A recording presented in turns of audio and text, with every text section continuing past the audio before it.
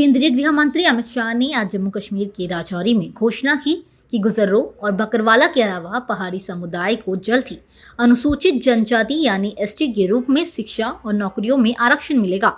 Rally के दौरान अमित शाह ने कहा कि उपराज्यपाल द्वारा स्थापित आयोग की रिपोर्ट भेज दी गई है, जिसमें गुजर्रों, बकरवाला और पहाड़ी समुदाय के लिए आरक्षण की सिफारिश की गई है। ये जल्द ही दिया जाएगा। उन्होंने दावा किया कि अनुच्छेद 370 के तहत विशेष दर्जा हटाए जाने के बाद ही आरक्षण संभव हुआ है। इसे हटाने से अल्पसंख्यकों, दलितों, आदिवासियों, पहाड़ी लोगों को उनका अधिकार मिलेगा। मुस्लिम बहुल केंद्र शासित प्रदेश में हिंदू धार्मिक अल्पसंख्यक है।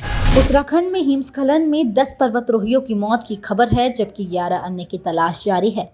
बता दें कि राज्य के द्रौपदी का दंडादो पर्वत चोटी पर हिमस्खलन के कारण नेहरू पर्वतारोहण संस्थान के 2 दर्जन से अधिक प्रशिक्षुओं के फंसे होने की सूचना थी।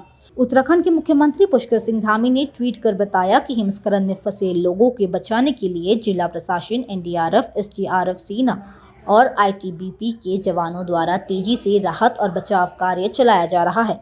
भारतीय वायुसेना ने राहत और बचाव कार्य के लिए 2 चीता हेलीकॉप्टर भेजे हैं। महाराष्ट्र के पूर्व गृह मंत्री अनिल देशमुख को बॉम्बे हाईकोर्ट ने जमानत दे दी है। कई महीनों से अनिल देशमुख मनी लॉन्ड्रिंग के केस में जेल में बंद थे। उन्हें ईडी ने अरेस्ट किया था। उन्हें 1 लाख रुपए का मुचकला जमा कराने के बाद जमानत दी गई है। हालांकि बेल के बाद भी अनिल देशमुख जेल से बाहर नहीं आ सकेंगे। इसकी वजह यह है कि उनके खिलाफ सीबीआई ने भी केस दर्ज किया है और उस मामले में उन्हें जमानत नहीं मिली है। ऐसे में वह अब भी जेल में ही बने रहेंगे। लेकिन इस केस में बेल के बाद उनकी जेल से बाहर आने की उम्मीदें बढ़ गई हैं।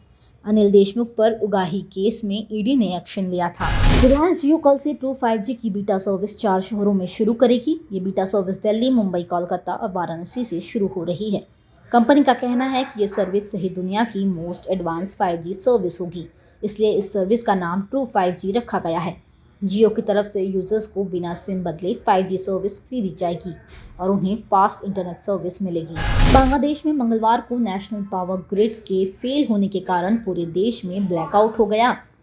सरकार की बिजली उपयोगिता कंपनी ने कहा कि ग्रिड की विफलता के कारण व्यापक रूप से ब्लैकआउट होने के बाद बांग्लादेश में लगभग 14 करोड़ लोग दोपहर से बिजली के बिना थे। राज्य द्वारा संचालित बांग्लादेश पावर डेवलपमेंट बोर्ड के अधिकारियों ने कहा कि देश की पावर हिस्से में कहीं न कहीं बिजली ट्रांसमिशन विफल रहा।